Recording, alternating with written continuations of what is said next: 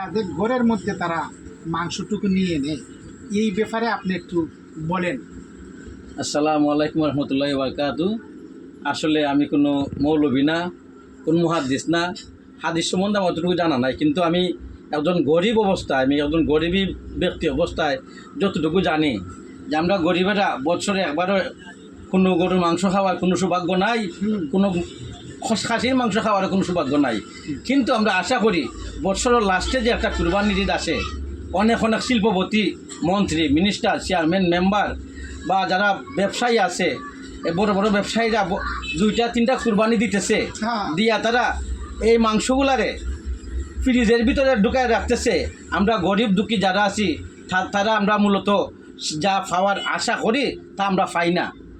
মনে করেন যে ইসলামী শরীয়ত মোতাবেক গরিবেরা যদি দু চার টুকরা মাংস খাওয়ার আশা থাকে বা কুরবানি যারা দেয় তারা দেওয়ার ইচ্ছা থাকে, তারা এটা না দিয়া তাদের দেখা যায় যে মেয়ের বাড়ি, দামানদের বাড়ি, খালার বাড়ি অথবা মামার বাড়ি দেওয়া ফাটা। কিন্তু আমরা গরিবেরা মাংস খাইতে পাই না। কিন্তু আমি জাননেওয়ালা মানুষের কাছে বলতে চাই বা জানতে চাই, এই যে কুরবানির মাংসগুলা মানুষে শ্বশুর বাড়ি দেয়, বোনের বাড়ি দেয়, ফ্রিজে ঢুকায় রাখে 6 মাস 1 বছর খাওয়ার লাগিয়া, এইটা কি কুরবানি সহি হবে না আমরা গরিবেরা খাইলে আল্লাহ এটা কবুল করবে?